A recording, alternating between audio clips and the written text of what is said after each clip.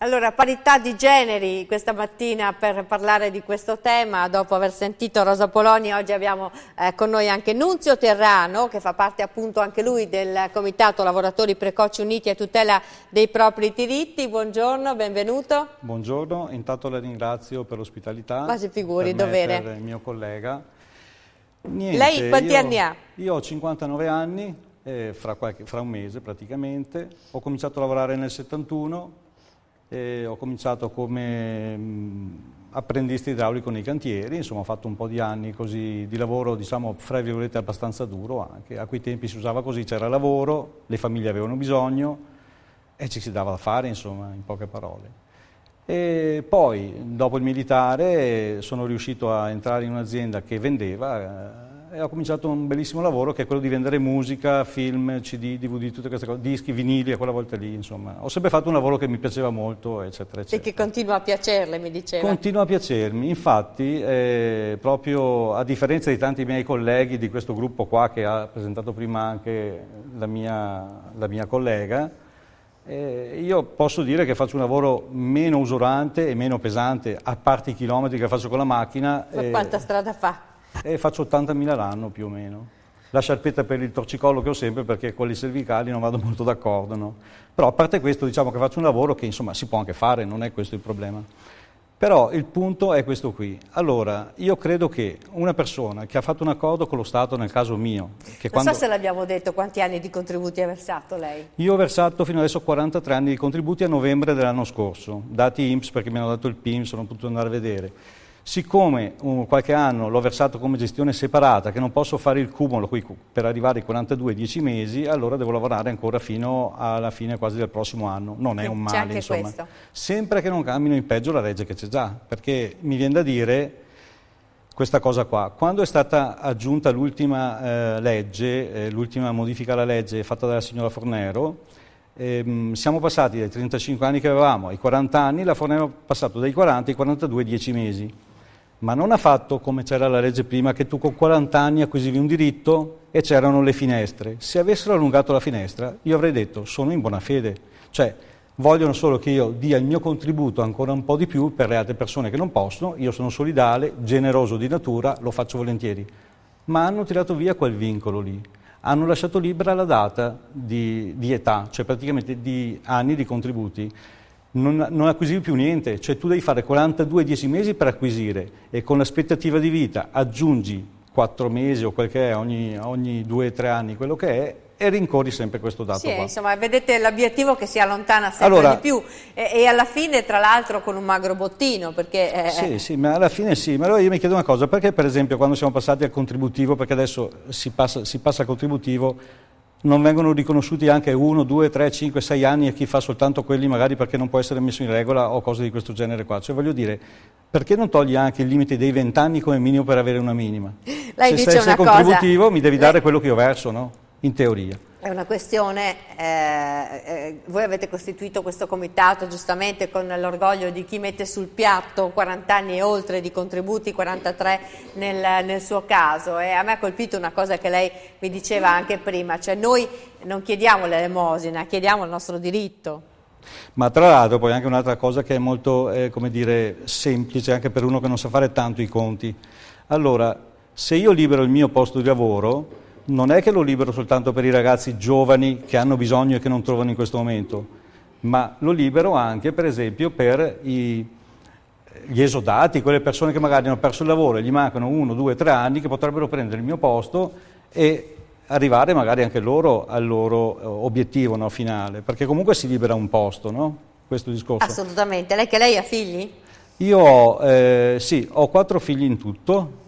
Dico in tutto perché ne ho 3 io più una mia moglie che è come mio, perciò siamo in 4 figli, sono nonno, ho 3 nipoti e niente, faccio una vita molto tranquilla, semplice e felice. Vorrebbe dedicarsi anche a questo magari? Ma insomma, io mi ci dedico già nel tempo che posso, perché non è che questo mi precluda qualcosa, perché io riesco a ritagliarmi i miei spazi. Ripeto, non è una questione di stanchezza per me esattamente o di spazi rubati, è come dire, di accordi rubati, accordi non rispettati. Quando è che ha deciso di prendere parte a questo gruppo e poi quando ha deciso di impegnarsi magari in prima persona, magari ha condotto una vita che non è stata proprio così alla ribalta? Ma guardi, io sono un combattente per natura, non mi spaventa niente. Quando ho visto questa cosa qua ho detto se non lo fanno neanche i ragazzi giovani per loro, meglio che ci muoviamo un attimo noi che siamo abituati, insomma. Mi metto in gioco, sentiamo, ho avuto tramite un cliente, tramite un direttore di una Coop qui vicino che mi ha detto guarda che faccio parte di questo gruppo, mi sono iscritto essendo curioso di natura, sono andato a vedere, ho visto che ci sono persone che dicono con fermezza quello che pensano, senza offendere nessuno. Quelli che offendono vengono eliminati esattamente dal sito nel giro di qualche tempo, insomma, cioè pacatamente, in poche parole. Ho trovato un sacco di persone brave che hanno sempre lavorato tutta la vita, che non chiedono assolutamente niente che non gli spetti di diritto in base agli accordi che avevano preso col loro datore di lavoro. È un po' anche quello che dicevamo prima, si tratta di persone che appunto non hanno sempre lavorato, sgobbato, magari spesso si tratta di persone che hanno cominciato con dei lavori umili, con dei lavori con degli stipendi anche magari ridotti e che quindi si vedono doppiamente beffati in questa circostanza. Appunto poi c'è il tema dei lavori usuranti che ovviamente vi differenzia ancora di più rispetto a categorie che magari hanno delle regole che invece li avvantaggiano. In tanti casi questi sono lavori che di fatto sono usuranti ma non vengono riconosciuti. Tra l'altro anche tutti questi risparmi che vengono sempre decantati, che si dovevano fare con la famosa legge Fornero, che mi pare che parlassero di 80 miliardi annui, ma adesso non vorrei sbagliare perché non sono un uomo di numeri, io in questi casi qua non mi sono informato benissimo sui numeri, sulle questioni sì ma sui numeri no. Cioè io non vedo perché questi soldi qua devono essere messi per tappare i buchi che fa lo Stato, che dati di ieri che sentivo per il telegiornale in macchina, il debito pubblico sta toccando il 133%, cioè continua sempre ad aumentare, con degli stipendi non per essere populista, ma che sarebbero ridicoli se non fossero veri, cioè voglio dire, secondo me c'è qualcuno che non sa fare i conti bene. Io nella mia azienda, se sbaglio, vengo lasciato a casa il giorno dopo. Se sbaglio pago. Qui c'è gente che secondo me sta facendo degli errori veramente macroscopici e non paga mai. Esatto. Quando sento persone come l'onorevole, credo che sia onorevole Zanetti, che dice che lui pensa per primo a coloro che non hanno il lavoro, io sono d'accordo con lui che lui pensi a chi non ha il lavoro, però voglio dire, non è che può ripetere questa cosa come un mantra infinito, perché ci sono persone che hanno anche loro i loro diritti, perché hanno dato, non è che non hanno dato qualcosa. Ed è certamente anche per persone che si trovano in questa condizione di aver versato 40 anni e oltre di contributi in una situazione difficile come quella attuale, è veramente una grazia che l'azienda non vada in crisi e che quindi non si aggiunga anche questo problema di cui sta parlando lei, il fatto di trovare lavoro. E quando uno magari è stanco di fare un lavoro pesante e vuole cambiare lavoro a una certa età, non credo che ci sia una grande disponibilità nel mercato. Penso proprio di no. Io ho due fratelli che hanno perso il lavoro, uno da poco, un anno e mezzo fa e uno qualche anno fa, e le posso assicurare che a 56 anni fai fatica a trovare lavoro, se trovi qualcosa da fare trovi poco e comunque viene vessato perché ti mettono davanti a delle prospettive che ti dicono ti va bene così, oppure trovo una fila di 200 persone che prendono il tuo posto, per dire, no?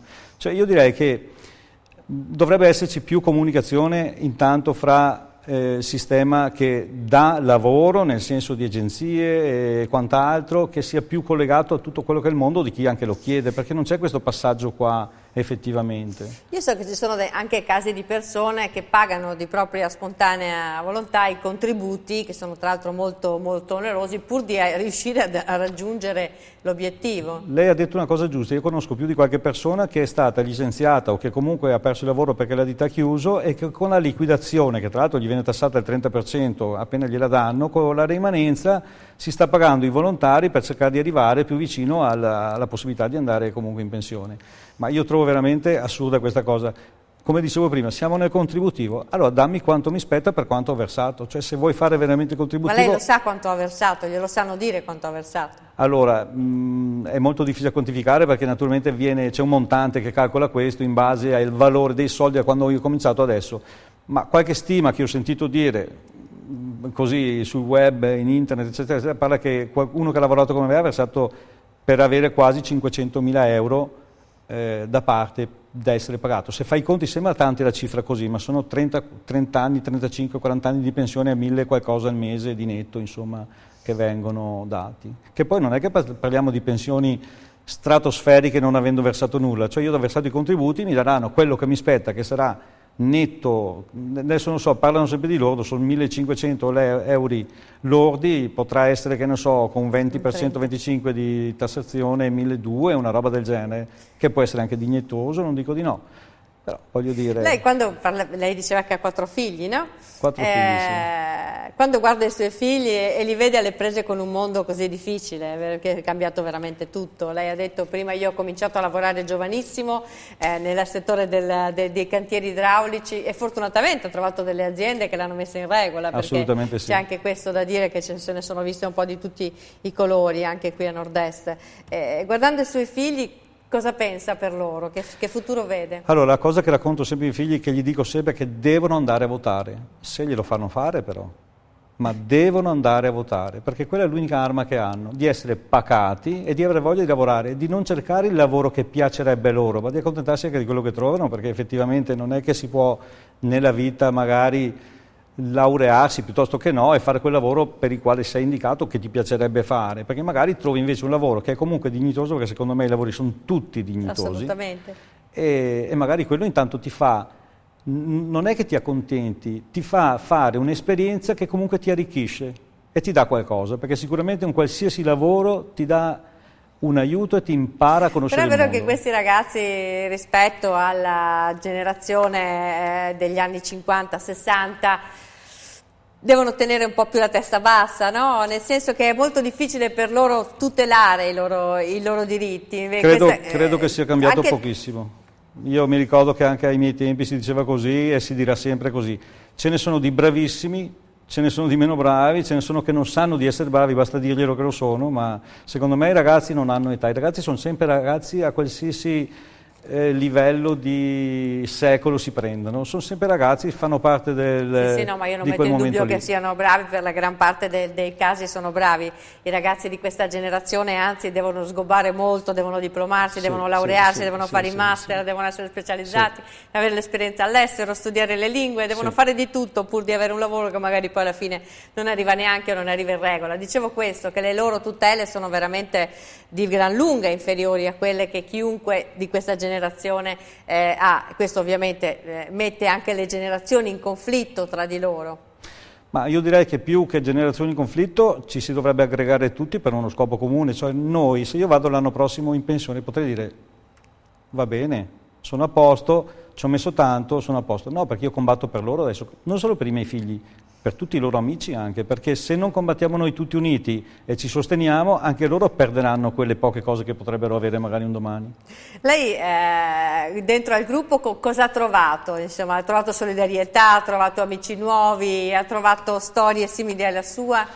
Mi sono visto allo specchio, sì. Storia uguale alla mia, di brave persone che hanno sempre lavorato, ripeto, che hanno sempre pagato, rispettato le regole. Non sono stati rispettati gli accordi che hanno preso con loro e le regole che avevano fissato con loro. Adesso, che tipo di armi avete per farvi sentire, per continuare a far sentire le vostre ragioni? Siete in 13.000 intorno a questa pagina Facebook e chissà quanti in realtà quelli che avrebbero accesso alla pensione dopo i 41 anni di contributi. Cosa farete? Allora, intanto ci siamo mobilitati tantissimo su internet, stiamo crescendo ogni giorno di più, si stanno aggregando altri gruppi, mi pare anche i lavoratori stagionali, nell'ultima riunione qui a Venezia che c'è stata con i sindacati, eccetera, eccetera, si sta allargando tanto il gruppo. Speriamo anche appunto nell'entrata di tanti giovani, che ne vedo qualcuno ogni tanto che affiora, e dopo dico la verità, la nostra arma in democrazia è solo il voto, non ce n'è un'altra. Si deve votare e votare bene. Io le dico la verità, io ho votato per tutti ormai. Forse mi manca, forse manca un partito ancora, però generale, voglio come dire, abbiamo esaurito il carnet. me l'ero anche scritto qua, praticamente, cioè destra, sinistra e centro io non credo che esistano più. Penso che ci siano le persone brave e quelle meno brave, sto cercando di capire quali sono quelle più brave e voterò quelle lì.